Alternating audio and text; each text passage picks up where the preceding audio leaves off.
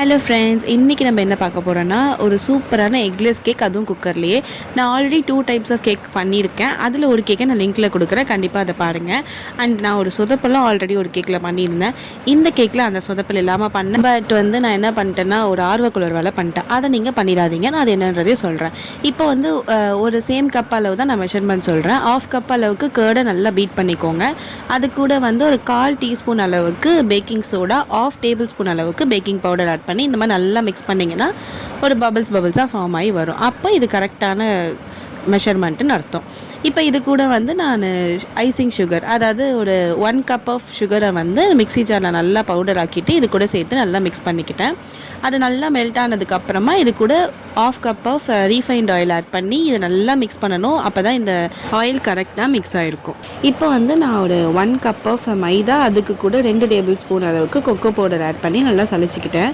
இதை ஏன் சளிச்சிக்கணும்னா அப்போ தான் அதில் கட்டியாக ஏதாச்சும் இருந்ததுன்னா கேக்கில் டிஸ்டர்பன்ஸ் இல்லாமல் இருக்கும். ஸோ இந்த மாதிரி கொஞ்சம் கொஞ்சமாக மிக்ஸ் பண்ணிக்கணும். ரொம்ப மிக்ஸ் பண்ணக்கூடாது, பார்த்து பதமாக மெதுவாக மிக்ஸ் பண்ணணும். இப்போ இது கூட நம்ம மில்க் ஆட் பண்ணிக்க போகிறோம். 1/2 கப் மில்க் கரெக்டாக இருக்கும். மேபி கன்சிஸ்டன்சியை பொறுத்து நம்ம குறைச்சிக்கலாம், அப்படி இல்லைனா வேணும்னா அதிகமாகவே விட்டுக்கலாம். இப்போயுமே நம்ம கொஞ்சம் கொஞ்சமாக தான் மிக்ஸ் பண்ணிக்கணும். ஸோ இந்த மெத்தடில் மிக்ஸ் பண்ணிங்கன்னா ப்ராப்பராக கேக் வரும். எனக்கு இந்த 1/2 கப் கரெக்டாக இருந்துச்சு. இப்போ இன்னொரு பாத்திரத்தில் பட்டர் ஷீட், அப்படி இல்லைன்னா பட்டர் ரூம் டெம்பரேச்சரில் எடுத்து நல்லா அப்ளை பண்ணிவிட்டு மைதா, அப்படி இல்லைன்னா கோதுமை, இதை ஸ்ப்ரெட் பண்ணி விட்டுக்கோங்க. இப்போ இதில் ஊற்றும் போது ஒரு லேயராக தெரிஞ்சதில்ல, அதுதான் கரெக்டான கன்சிஸ்டன்சி. இப்போது கேஸில் சால்ட் போட்டுட்டு ஒரு ஸ்டாண்ட் வச்சு 5 மினிட்ஸ் ப்ரீ ஹீட் பண்ணிக்கோங்க. கேஸ்கெட் அண்ட் விசில் போடக்கூடாது.